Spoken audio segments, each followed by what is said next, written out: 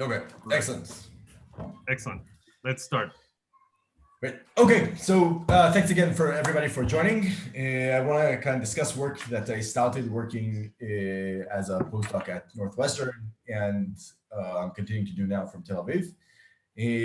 Basically, what we do in this project is we try to understand the relation between star-forming galaxies, and specifically these galaxies, with the gas that surrounds them, okay, which is known as the Circumgalactic Medium, or CGM.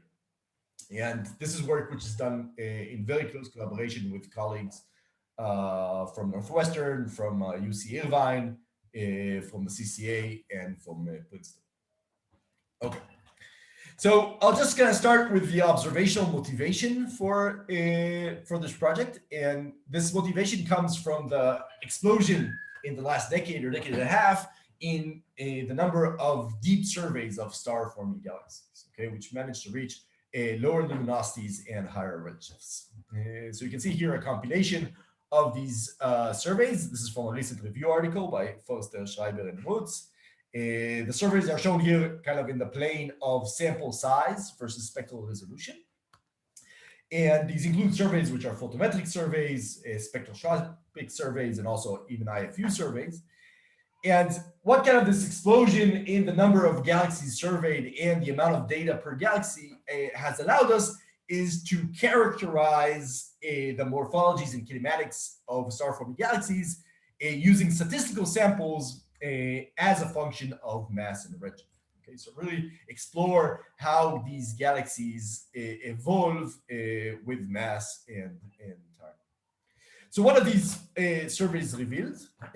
So first, in terms of the morphologies, kind of it's been well known for a few decades that in the local universe, only massive star-forming galaxies tend to be these beautiful spirals or disks. Okay, so actually, when you go to the low mass end of the star-forming galaxy population, the dominant morphological type is irregular dwarfs. Okay, so the galaxies become the morphologies become much more disordered, not a very clear shape as in the massive counterparts.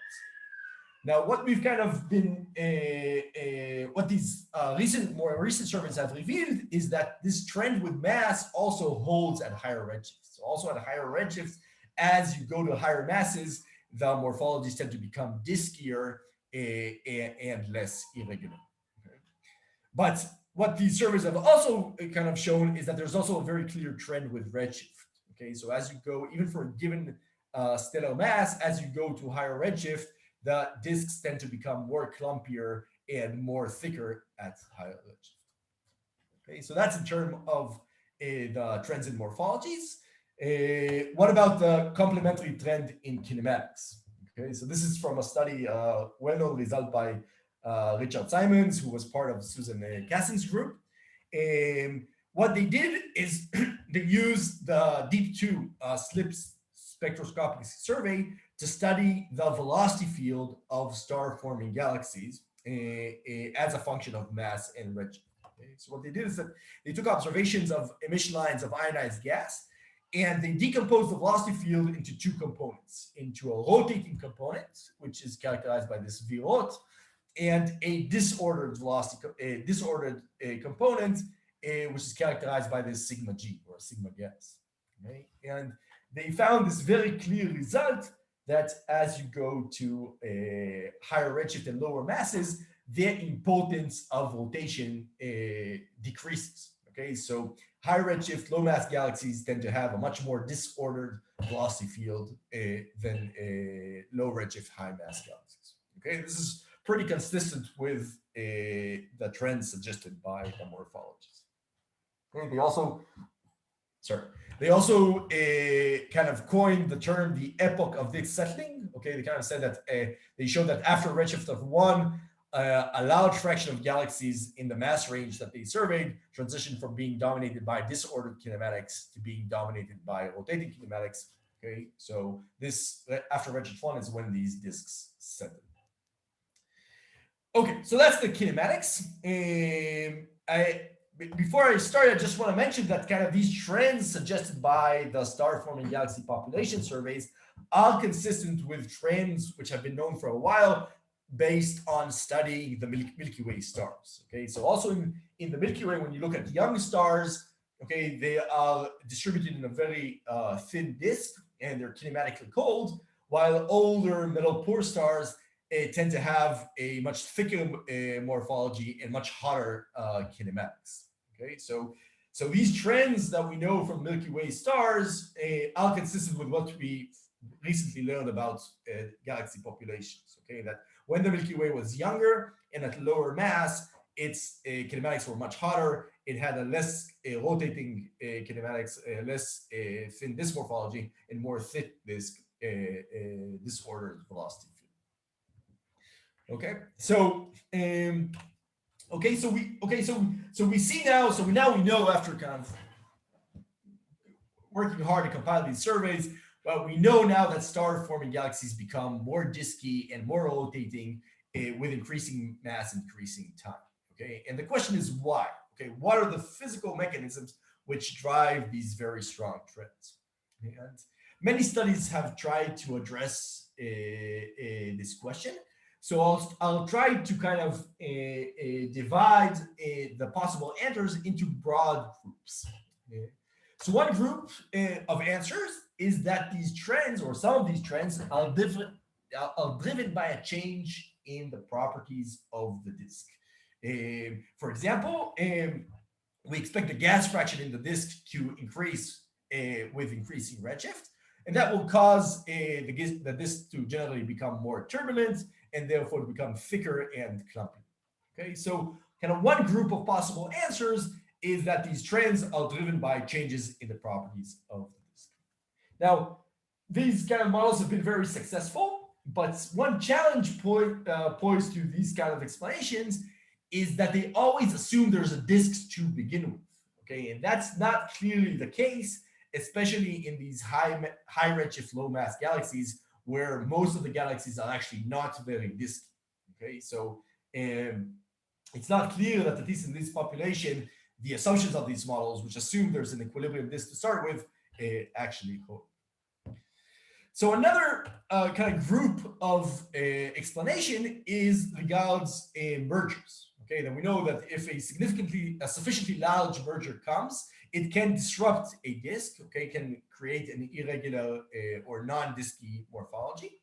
And so people have addressed some of these trends that we see to a change in mergers. Okay, so basically, as you go to higher redshifts, mergers become more common. As you go to lower masses, mergers become more disruptive. So this could explain some of these trends.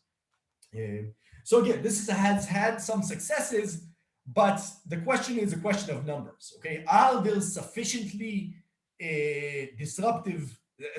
large number of disruptive mergers to explain why almost all galaxies at high redshift and low mass are non-disky?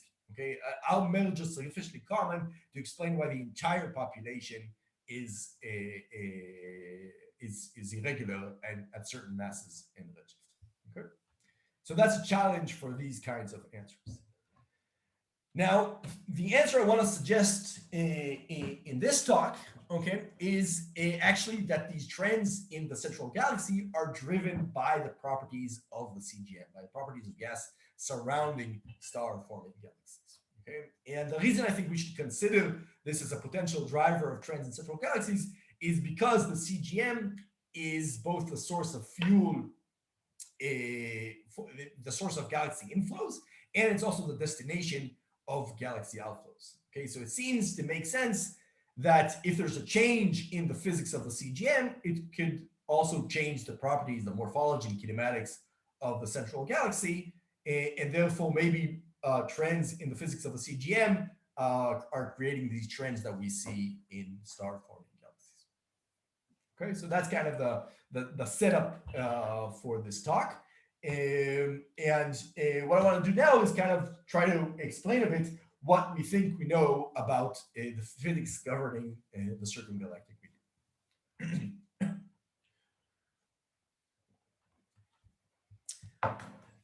So the study of the circumgalactic medium goes back to the late 1970s, okay, way before it was called the circumgalactic medium, when it was still called halo gas. And what these classic studies found is that there are two qualitatively distinct regimes for the CGM. Okay? In high halo masses, above a threshold of something like 10 to the 12 solar masses, the cooling time of a gas at the virial temperature in the halo is slow relative to the free fall time, or relative to the dynamical time of gas in the halo. Okay, so what happens in these massive halos, which are schematically shown on the right, is that gas accretes from the IGM into the halo. It shocks to the halo virial temperature, and then it forms a volume-filling hot CGM phase, which is supported against gravity by its thermal pressure. Okay, so a pressure-supported CGM. Sorry. Now, this hot gas will slowly radiatively cool, so it will kind of slowly contract quasi-statically onto the galaxy in what's called hot accretion. So that's massive halos. But when you go to lower mass halos, below this threshold, the cooling time becomes much shorter. Okay, it becomes shorter than the dynamical or free fall time of the halo. So this hot virial temperature gas cannot remain hot. Okay, after it shocks, it will immediately cool and free fall onto the galaxy. Okay, so what these classic studies suggested is that in low mass halos, we expect a free falling CGM of gas, which is generally cool, and therefore it was called cold accretion. Okay? So that was kind of the picture in the late 1970s. But of course, what this picture is missing is the effect of feedback from the central galaxy. Okay, so in these classic studies, they only considered the effect of accretion from the IGM. And we now know that feedback from the central galaxies also has a major effect on the CG. So how does feedback affect this picture? So this question was addressed by Drummond Fielding and Elliott Quatert several years ago. Basically, what they did is that they built idealized simulations of the CGM, where kind of there's outflows coming from the outer boundary. Inflows coming from the outer boundary. That's inflows from the intergalactic medium. And there's outflows coming from the central boundary, which mimics feedback from the central galaxy. Okay, and they created these idealized simulations for different halo masses and checked if the result of the classic studies holds also when you account for feedback. And the answer is that yes. Okay, even when in their simulations, when you account for feedback, you see these clear distinction. Okay, in massive halos, the CGM becomes filled with hot virial temperature gas. Okay, it's a quasi-static CGM. The thermal energy entirely dominates the kinetic energy. Okay. In contrast, when you look at low mass halos, the CGM is much more dynamic. Okay, it's composed of inflows from the IGM, outflows from the central galaxy. Okay, and the turbulence formed by the interaction between these inflows and outflows. Okay. So we again see that even when you account for feedback, we expect two different regimes for the CGM. Okay. One difference from these classic studies is that in low mass halos, there's still hot gas. Okay, there is hot gas because of the interaction between inflows and outflows. But because the cooling time is so short, this hot gas is very short-lived. Okay, so in an average sense, the CGM is still expected to be much cooler than the virial temperature in these low mass halos. Okay. So this is the result suggested by Drummond Fielding's idealized simulations. And now the question is, do we see these two CGM regimes also when we look at modern cosmological simulations? Okay. And that's what I looked at in my paper from last year. Basically, what we did is that we took a fire cosmological zoom simulations, and we tried to see if we see these two regimes for the CGM. Okay? And the answer is that we see these two regimes, but mainly in the inner part of the CGM. Okay. Now you can see this here in this plot here. Okay, what's plotted here is a temperature profiles of a single fire zoom simulation of a Milky Way mass galaxy. Okay, you can see here temperature profiles going from redshift 1, which are these blue lines, down to redshift 0, which are these red lines. Okay. Now, if you measure the cooling time in the inner CGM at redshift 1, you find that it's very short relative to the dynamical time. And indeed, the average temperature is much lower than the virial temperature of roughly 10 to the 6. But as you go to lower redshift in the simulation, okay, the cooling time becomes much longer than the free fall time, and the temperature indeed increases, okay, becoming roughly equal to the virial temperature of the helium. Okay, so we do see, see this transition where the temperature goes from subvirial to a virial when the cooling time in the CGM exceeds the free fall time. Okay, we do see this two CGM regimes that we expected based on the classical studies, also in these modern cosmological simulations, with the caveat that this is limited to the inner part of the CGM, up to a few times or 0.2 or 0.3 of the virial radius. Okay. The outer CGM behaves somewhat kind of differently than expected based on these classic studies. And the reason is mainly that the cooling time is much longer in the outer CGM than in the inner CGM. So it causes this transition to happen at a much higher redshift, and also for this transition to be much more gradual. Okay, so what I'm going to do from now on is I'm going to focus on the physics of the inner CGM. Okay, focus on physics on gas just outside the galaxy, gas, let's say between 0.1 and 0.3 of the virial radius. Okay. Okay, so one way we see this transition, or we see these two CGM regimes, is using the temperature profiles. We can also see this two CGM regimes when we look at the fraction of gas which is moving supersonically. Okay, so what you're seeing here is a compilation of all snapshots from 16 different fire simulations with different masses. And they're plotting the plane of the supersonic, the fraction of gas which is moving supersonically in the inner CGM versus this ratio of cooling time to free fall time. Okay, and you can see that as expected, okay, when the cooling time is short, most of the gas is supersonic. Okay, so supersonic is another way of saying that the kinetic energy is larger than the thermal energy. But once the cooling time exceeds the free fall time, okay, the supersonic fraction drops, okay, and you can see that most of the gas is moving subsonically. Okay, so the thermal energy is larger than the kinetic energy. Okay, so this is another way of showing that there are two CGM regimes in the fire simulations, one where the gas is relatively cool and dynamic, and one where the gas is relatively hot and quasi-static.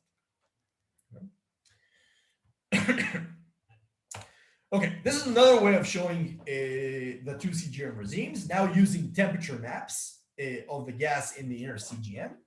Okay, so here, again, this is a single simulation, different snapshots from a single simulation of a Milky Way mass galaxy, okay, going from redshift 1 when the cooling time is short to redshift 0 when the cooling time is long.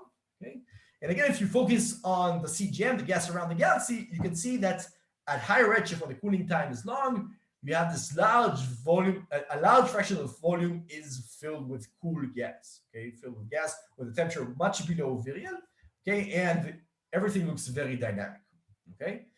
In contrast, when you look at kind of low redshift, when the cooling time is longer than free fall time, you see this, the volume is entirely filled by hot gas, which is quasi-static, okay. So the temperature map also shows these two regimes, a cool dynamic CGM versus a hot quasi-static CGM. Okay. But what we also can see in these maps is that these two regimes in the CGM correspond to two regimes in the ISM. Okay, you can see that only when we have this hot quasi-static CGM, we see this nice rotating ISM disk. Okay, when we have this cool dynamic CGM, there's no clear disk. Okay, also on very small radii, on ISM radii, everything looks very turbulent and disordered. Okay, so this is kind of the first way to show that there's a strong connection between the thermodynamic properties of the CGM and the properties of the ISM disk in the fire simulations. Okay, so this is another way to show this connection. This is a plot from work led by Alex Gurovich, who's a PhD student at Northwestern. Yeah, so basically what we're showing here is a decomposition of the gas into its different components. both for a snapshot before this transition, before the CGM became hot and quasi-static, and for a snapshot after the CGM is hot and quasi-static. Okay, so if we look first on the after snapshot, okay, we can see that at smaller AGI, okay, most of the energy, most of the kinetic and thermal energy of the gas is in rotating motions. Okay, so this is what we expect for a standing rotating ISM disk. Most of the energy is rotating motions. Okay, so that's on ISM radii. Beyond roughly 0.1 RV, okay, at CGM radii, most of the energy is thermal energy. Okay, so we have a thermal pressure supported CG. Okay, so kind of this after snapshot is consistent with the standard picture that we have of a rotating ISM disk surrounded by a hot thermal pressure supported CG. Okay. But if we look kind of at an earlier snapshot, the redshift above 0.5 or so, we see the picture is entirely different. Okay, in what you see here in the top panel is that in before, both on ISM radii and inner CGM radii, kinetic energy dominates. Okay, so its kinetic energy is much larger than thermal energy, but it's also quasi-isotropic kinetic energy. Okay, it's a combination of turbulence and inflows and outflows. There's no preference for any direction. There's no preference for rotation. Okay, as ISM radii during this early phase. Okay, everything is much more isotropic motions. Okay? So kind of conclusions from this analysis is that before, when the CGM is cooling dynamic, there is no rotating disk in the central galaxy. Okay, a rotating disk forms only when the CGM becomes hot and quasi-static. Jonathan, can I ask you a question? Yes, please. In the simulation, when you measure this kinetic energies along the three different dimensions, before you have a disk settled, what defines what is the rotation Z and R, axis? Is it the same? Is it what it will be at the end, or is it just the angular momentum vector at every point in time? Yeah, so actually we use the stars, so all the stars, both the young and all stars, and we take the angular momentum vector, their angular momentum vector, to define our coordinate direction. But that's a great question. It's okay. not. It doesn't. One of the points is that it doesn't really matter. Okay, because sure, yeah, because it's not. Yeah. Okay. Yes, exactly. But because we use the stars, it evolves relatively slowly with time, because the stars are kind of a more. They don't change as quickly as the angular momentum vector as the gas. I get it. Thanks. Okay. Okay. So this is kind of shows you a very clear, very strong relation between the thermodynamics of the CGM and the properties of the ISM. We see a similar relation also when we compare the thermodynamics of the CGM with the morphology of young stars. Okay, so only stars which have been formed like 100 mega years during the last 100 mega years. So this is a plot from work led by Zach Hafen, who's a postdoc at UC Irvine. And basically what's compared here, he took a sample of fire galaxies at redshift 0 with different halo masses, and he compared the fraction of stars formed in the last gigayear in the simulation, which are part of a thin disk. Okay, so they're within an H/R ratio of 0.1. Sorry. Okay, so we compare this fraction of young stars formed in a thin disk with this ratio of cooling time to freefall time in the inner CGM, okay, which, as we showed before, is a measure of the thermodynamics of the CGM. And he found this very strong correlation. Okay, so he found that galaxies which most of their stars form in the thin disk, okay, thin disk galaxies, which look something like this, all have a cooling time which is much larger than the freefall time in the inner CGM. Okay, so they have a hot quasi-static CGM. In contrast, galaxies where the young stars look something like this, irregular or thick disk galaxies, have a cooling time which is shorter than the freefall time, okay, indicating a cool and very dynamic CGM. Okay, so this kind of very strong relation suggests, again, that the thermodynamics of the CGM is very strongly related to the morphology of young stars. Okay.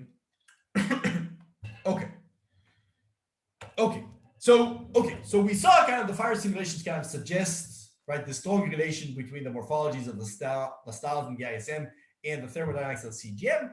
But now the question is, why are these two properties connected? Okay, why does the CGM thermal properties affect the morphologies of the stars in ISM? So I'm going to offer two possible explanations, one which concerns the physics of inflows and one which concerns the physics of outflows. So first, in terms of inflows,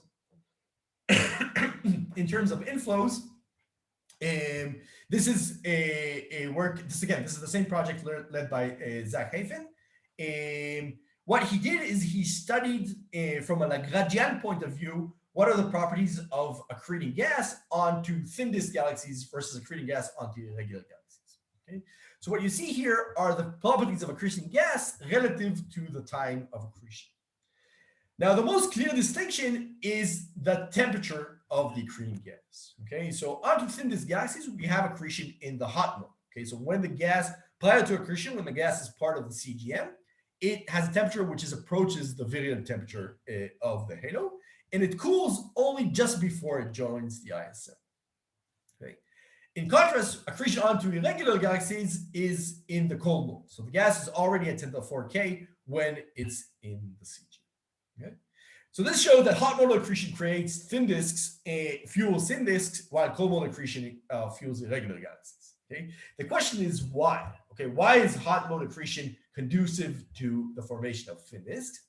And the reason we think is because the angular momentum distribution in the hot mode accretion is much more narrow in the hot mode than in the cold mode. Okay, so you can see that here at the bottom panel, okay, which shows you what fraction of the accreting gas has an angular momentum vector which is parallel to that of the disk.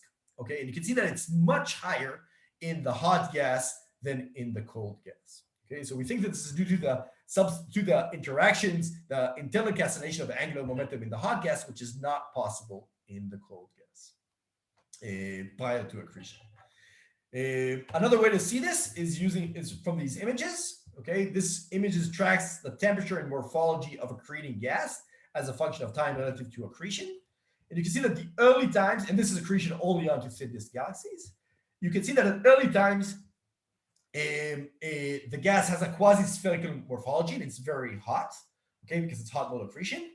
It starts to contract quasi-spherically, and then once it cools, it simultaneously flattens into a disk, okay? And specifically, even before it cools and joins the ISM, when it still has a temperature of something like 10 to the 5K, it's already in a thin disk morphology, okay? So only in the hot mode, the gas forms a thin disk prior to accreting. Okay, and we believe that is conducive to the formation of a thin disk morphology. So that's in terms of inflows. Another effect is the effect of the CGM on outflows. Okay, so what we think is that a hot quasi-static CGM is much better in confining outflows from the galaxy than a cool and dynamic CGM. Okay, so you can see this in these plots here. This is again snapshots from a single zoom simulation of a Milky Way mass galaxy. And what's plotted here, the color bar here, is the pressure, the thermal pressure divided by the average pressure out at that radius. Okay, so these plots kind of emphasize pressure fluctuations in the inner CGM. And you can see very large pressure fluctuations at early times when the cooling time is short, when the CGM is cool and dynamic. Okay, this is simply because the CGM is supersonic, so it's out of subsonic contact, so there is no possibility for the pressure to equilibrate itself. Okay, so during this time, when you have outflows of the galaxy, they can easily expand through low pressure channels of least resistance. Okay, and they can easily disrupt the galaxy. Okay, in contrast, at later times when the cooling time is long, the CGM is in sonic contact and its pressure is much more uniform. Okay, so the CGM at late times is much more effective in confining outflows from the disk, and that would make it much harder for them to disrupt the disk. Okay, so this is another reason why we think that a hot quasi-static CGM is conducive to the formation of thin disks. Okay. Okay, so one last thing I want to tell you before I summarize, and that is based on this picture, okay, where the physics of the ISM are very strongly connected to the physics of the CGM. Based on this picture, where and when do we expect disks to form? Okay. This plot kind of tries to answer this question. Okay, what's plotted here is this is 16 different fire galaxies shown at different redshifts. And what's plotted here is the ratio of the cooling time to free fall time in the inner CGM, okay, a measure of whether the CGM is hot and quasi-static or cool and dynamic, versus halo mass and redshift. Okay. Now you can see that this ratio,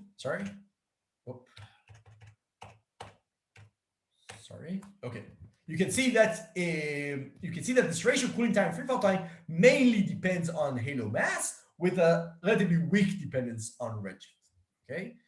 So based on where this cooling time exceeds the free fall time, okay, we expect massive star-forming galaxies to have a hot quasi-static CGM and a clear rotating disk only in massive star-forming galaxies at any redshift. Okay, so we expect only the massive end of the star-forming galaxy population to form rotating disks, but we expect much more such rotating disks at low redshift because there are much more massive halos at low redshift compared to a high redshift. Okay, so kind of these trends are at least qualitatively consistent with the trends suggested by the surveys that I showed you in the beginning. Okay, so I'll just summarize what I've tried to tell you. Our main result is that in fire, okay, thin disk galaxies are surrounded by a hot and quasi-static CGM, while thick disk irregular fire galaxies are instead surrounded by a cool and very dynamic CGM. Okay, so that's kind of the main result. It would be great to test that with observations.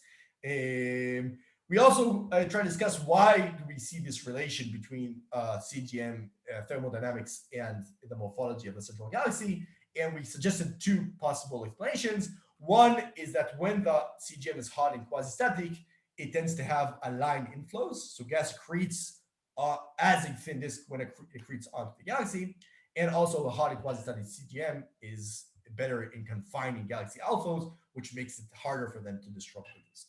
Okay, so that's why we think that a CGM that looks like this is more conducive to forming a thin disk that looks like this. And I'll end here, and I'll be glad for any questions.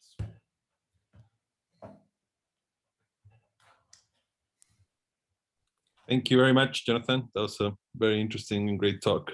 Right, so if people raise their hands, I'll be in the one. Yeah, so we have Fakri. Go ahead.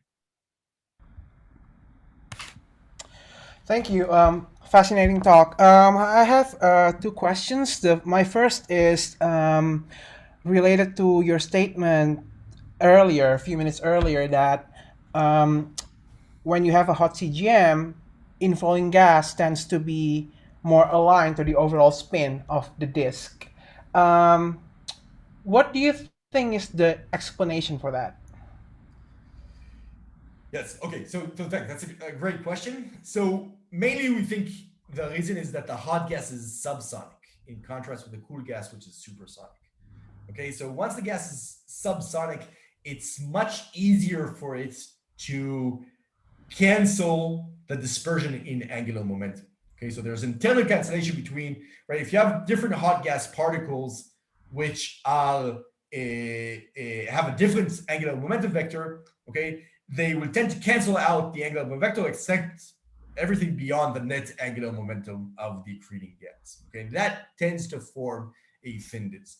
Okay, now this happens roughly on a sound crossing time, okay, which in a subsonic gas is much longer than the accretion time. Okay, so you have much more time for this internal acceleration to happen in subsonic gas compared to supersonic gas, where the accretion time is also the dynamical time. Okay, so the cancellation time and the accretion time are both equal to the dynamical time in supersonic gas. So there's much less possibility for this internal cancellation to happen. Okay, that's at least what we think is going on. Does that make sense? Sounds good. Okay, thank you. And my other question is, in the beginning you mentioned, in addition to the CGM explanation, you mentioned other alternatives that had been explored in the past, like the changing properties of the disk over time, and also merger fraction, which, as you know, increases with redshift. So can you use this simulations? I don't know if the volume is large enough to kind of explore the changing merger fraction with time, but would you be able to kind of delineate what is most important when? Yes. Okay. That's a great question, and it's a challenging thing to answer, but we are trying to do this. Okay. So trying to separate what I think you're essentially asking is trying to separate the different effects. So which effect is the dominant effect which drive these trends? Okay. That's not very straightforward in cosmological simulations where things tend to happen together. Okay. But we are trying to do that in ongoing work. And we're also trying to use idealized simulations to do this. Okay, so an advantage of the idealized simulation that you can include one process and kind of exclude the other processes, and then see which one has the strongest effect. Okay, so hopefully we'll have more results on this soon. Thanks. Okay, thank you. Cameron, your turn. Thank you. A great presentation as always, Jonathan. Thank you. Yeah, mine was kind of similar to Fari's question in just that, I really like the arguments that you're making about the thermodynamic properties of the CGM and how it relates to the ISM. But I'm just wondering how much of this is what's the dominant effect? Is it just that you've got at high redshift, you've got all kinds of mergers that are churning up all the material and not allowing a disk to form, whereas at low Z, that settles down, that merger rate settles down, and then you can actually do it without just throwing a bunch of stuff in to disrupt? And how much of it is some of the thermodynamic arguments that you're making, or is that secondary? Or yeah. Okay, so I'll add kind of to what I answered to Fakri is that these transitions in both the CGM and the ISM, they happen within, let's say, between 1 and 2 gigayears. Okay, so that's long relative to dynamical timescales, but it's very short compared to cosmological timescales at this redshift of 0.51. So it would be hard to explain these things just based on cosmological effects such as a change in merger rates. Okay, they happen too quickly for that. Okay, so that's, I think, but I want to reserve and not say that mergers don't have any effect or something. Okay, that's still a possibility, but it seems less likely.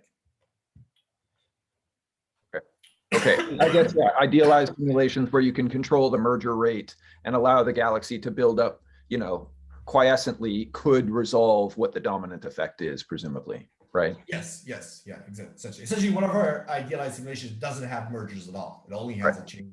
Just allowing smooth accretion. Okay, awesome. Yes, exactly. Yes. All right. So next we have MR, which I assume is Michael. Yeah, thanks a lot. A very interesting talk. My question is, you have this cooling from the hot mode happening very shortly before the gas actually hits the disk. What is the morphology of the gas, at least in the fire simulations? Are these snowflakes or comets, or are there filaments forming? Because it would be interesting if you want to answer questions like, can we see cooling radiation from that zone? Yeah, so you can roughly see the morphologies here. Okay, so this is really the morphology of the accretion gas as a function of time relative to the accretion time. And you can see it's relatively smooth in the early times when it's hot. And then it kind of forms, it flattens and forms a relatively smooth, cool disk. Okay, so it actually becomes clumpy only after it really cools. Okay, cools like at below 10 to the 5 K. So we expect, this is definitely something we want to look up in future work. So we expect kind of a flaring of cool gas around the disk, which is this accreting gas, which is cool disk. The level to which it is clumpy, I guess, is still something we need to check. Okay, it's definitely not clumpy when it's still hot, but it becomes somewhat clumpy after it cools below something like 10 to the 5. Okay. Is that roughly what you were asking? Yeah, so you're looking into this. It's an interesting question, definitely. Thank you. Yes. Thanks, Mike. It's definitely, yes, to compare this to observations of cool gas around the Milky Way and maybe nearby galaxies. Yeah, that's definitely one way to test this picture. Thank you. Go ahead. Thanks, Jonathan. Very interesting. So I was curious, when you're talking about sort of, the kinetic energy and the halo, what scales are most relevant for that measurement? Are you talking about more like bulk motions of the gas and like net rotation later, or internal turbulence within sort of structures in the CGM? What dominates that kinetic energy in these simulations? And I imagine that changes as a function of redshift. So that's my first question. And if there's time, I'll ask another question later. So that's roughly what we try to show here. And one of the new things in this project is that these changes are happening in the inner part of the CGM. Okay, the outer part of the CGM tends to be dominated by thermal pressure, both at late times and at early times. Okay, you can see that here at kind of virial radii, right? The thermal energy dominates both in the before and the after. Okay, the change is mainly in the inner part of the CGM.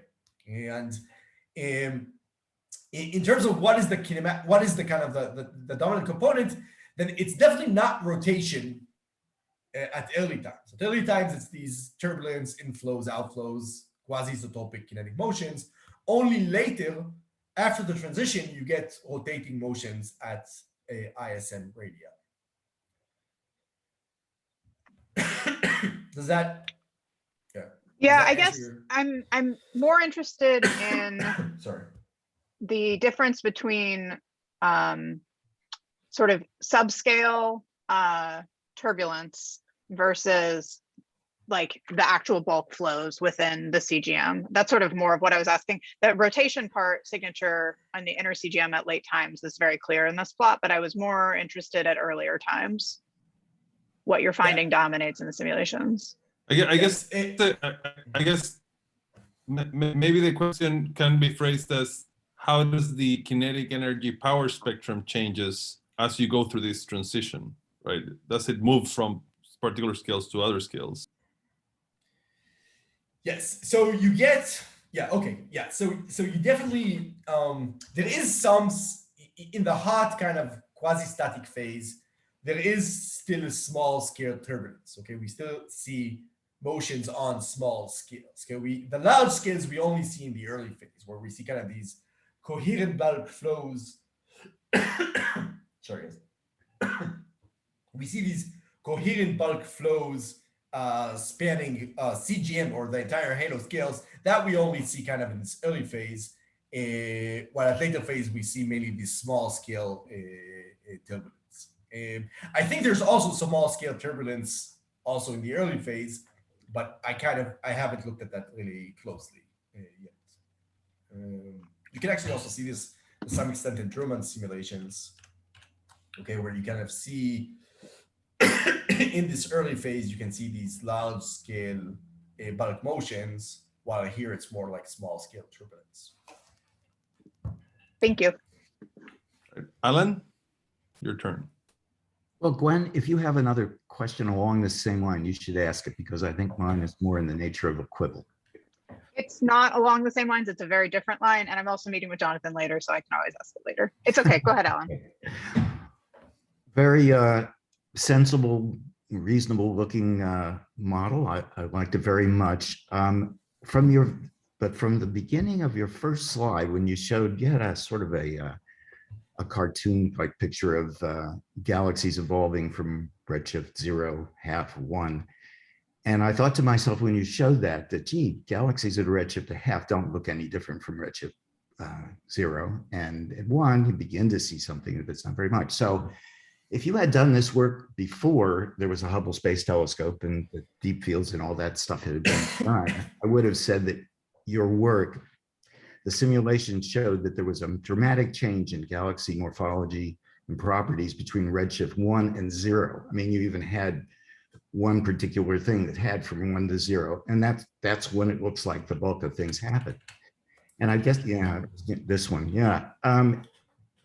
What I remember historically from this was that people were surprised how up to redshift 1, the morphologies changed very little, and that really it was around redshift 1.5 and above it. It was just a dramatic change, which is qualitatively exactly what you are showing. So I know this isn't a free parameter in the simulations. So I think of it as sort of a quibble. It's just a matter of time scale. But on the other hand, I don't think that's a free parameter here. Is this teaching us something about the nature of dark matter, perhaps, or something that it doesn't quite time out the right time scale? That's my question.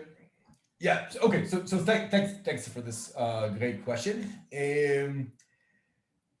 It's not a free parameter in the simulation, but we can actually think about what could change in the simulation, okay, to make the transitions less at low redshift, as you suggested by the observations. And we don't even need to go to a change in dark matter to do that. Okay, so because what governs kind of this evolution is the ratio of the cooling time to the free fall time. Okay, you can think that if the CGM has a somewhat lower density, its cooling time would be longer, and then this transition would tend to happen sooner. Now, the density of the CGM, right, it's initially equal to, let's say, the baryon budget of the halo, okay? But during these early phases of galaxy formation, it could be depleted by strong outflows, okay? And it could be that the simulations are getting this depletion somewhat incorrect, okay? It depends kind of on the integrated effect of outflows on the CGM over cosmic time, which is not a very robust prediction of these simulations because it depends very sensitively on how you do the outflows and actually how you also do the numerics of the CGM. So it's possible that, you know, maybe high redshift outflows were stronger, so the CGM is more depleted, or maybe less metal enriched. Both will increase the cooling time and then change kind of the quantitative results on when this transition happens. Okay, so I think we have that leverage within this picture, or we have this freedom within this picture, even without changing the nature of dark matter, changing the cosmology. I guess you should check with some other people, even on the call, whether they agree with my sort of observation that the main things that we see from morphological and dynamical measurements too is really at a higher redshift, so that you would have some guidance as to whether it's worth looking into that. Does anybody want to comment and say Dressler is full of it or whatever? No. Yeah, so Phil has a comment on the chat that's also relevant, which is that we typically, observationally, we typically compare things at fixed mass. Well, here the mass of the galaxy is evolving. So those two different ways of comparing things can affect things. Sure. Lee, your turn. Thanks, Guillermo. I had Jonathan, I'm most interested in seeing how well you can predict the observational signatures in the inner CGM of these sort of transition regions. I think this is related to what Michael was poking at, was do you have, what is the average temperature of the gas during the time that this happens, and do you have the sort of spatial resolution to see the variations in the temperature so that we could predict what the primary emission channels might be, and perhaps look for them in the optical and the infrared. So I think in terms of spatial resolution, we have it. I think the main change is from kind of a hot, smooth 10 to the 6K gas surrounding a disk galaxy, okay, which we should see in the soft X-ray, versus cool gas, which is surrounding irregular galaxies, surrounded by. So the change in temperature, there's a clear change in temperature here, with one caveat is that during this phase, there are sometimes bursts of hot gas coming from outflows. So this is somewhat true in an average sense, that the gas is cooler during the early phase, okay? But for a given galaxy, if it's just going through a burst, then it could be surrounded by a hot gas from dispersed. This hot gas would, however, be relatively short-lived due to the short cooling times. So with the caveat that we need to somehow think about how to average the emission, there should be a very clear distinction. And that's also something that we're kind of making quantitative predictions is something that we're currently working on. Right. Yeah. Let me ask a question before I go to you, Wen. So Jonathan, I know we talked about this, but can you comment a little bit on the potential observational signatures of this model in terms of chemistry? So in terms of metallicity gradients and the mass metallicity relationship of galaxies, as opposed to maybe what you would see if this was mergers or just gas fraction changing, right? I mean, is there an observational signature there in terms of chemical evolution that can distinguish between these models? Yes. So thanks for this question. I think this is most strongly related to this question of confinement of outflows. So what we see in these simulations is that on early times when there's kind of a lot of low pressure channels, outflows reach very far. Okay, so they come out of the ISM and they kind of reach into the CGM and then maybe create like this fountain flow, which gas is driven into the CGM and then returns into the ISM. So in this early phase, it seems kind of that the entire inner ISM and CGM is kind of one chemical zone, okay, filled by outflows. Okay, there's a large chemical zone. That seems to be the case if we look kind of the distribution of metallicities in this early phase. In contrast, when the outflows are well confined in this late phase, then outflows are doing very small fountain flows. Okay, they're just going a little bit above the disk, okay, hitting the hot CGM and then coming back. Okay, so each zone in the ISM in this late phase is a separate chemical zone. Okay, so the outflows are not going very far. So one of the things we see, for example, is that there's strong metallicity gradients in the ISM disk at this late phase, but there's almost no gradients at this early phase, okay, because everything is a chemical zone. So I think that's also another observational signature of this picture. Okay, if outflows are confined, each part of the disk will be kind of evolving separately in some sense, while if outflows are not confined, then the entire ISM and inner CGM will be chemically evolving together. Thanks a lot. Wen?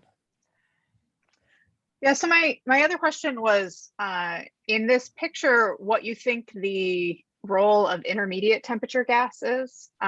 You sort of paint this sort of bimodal temperature distribution and its sort of evolution as a function of time. But when we look at the observations at high redshift, we'd actually showed that the majority of structures, gas structures by number, have intermediate temperatures, not 10 to the 4 Kelvin, not 10 to the 6 Kelvin. And so I'm curious how that fits into this sort of theoretical picture. Yeah. Okay. So yes, that's a hard question. Thanks. So definitely, kind of in this early phase, you have a lot of intermediate temperature gas because you have definitely a large scales where you're always being heated by inflows and outflows, and then very quickly cooling. So despite that the kind of intermediate phase is short-lived, you will have lots of gas, which is currently in this temperature phase. So I definitely expect a lot of intermediate gas in this early phase. During this late phase, where you have kind of this hot quasi-static CGM, then the existence of kind of cool clouds within this hot CGM and intermediate phase temperature gas is kind of this big open question about thermal instabilities in the hot gas. Okay, so I kind of there's lots of work which is somewhat kind of orthogonal to this work about the intermediate temperature phase, whether and how much is expected to exist during this late hot quasi-static phase. So it's a big open question, I think, in this late phase. What I can say for sure that in the early phase, we do expect a lot of this gas because we always have gas, which is the bulk of the CGM is constantly being heated up and cooling back down. Thanks, Jonathan. All right, so I think we have hit the hour, and I love it when colloquiums are like, when speakers stick to the time and we get to discuss physics for like 25 minutes. That's great. So thank you very much, Jonathan. This has been super interesting. We have a Google spreadsheet set up if you want to book a time to chat with Jonathan later today or tomorrow. So let's help me join me in being a big round of virtual applause, Jonathan. And thank you very much. See you all next Tuesday. Thank you. Thank you very much for all the great questions. Very nice talk, Jonathan. I'll see you later. Thank you. Thanks, everybody. Bye.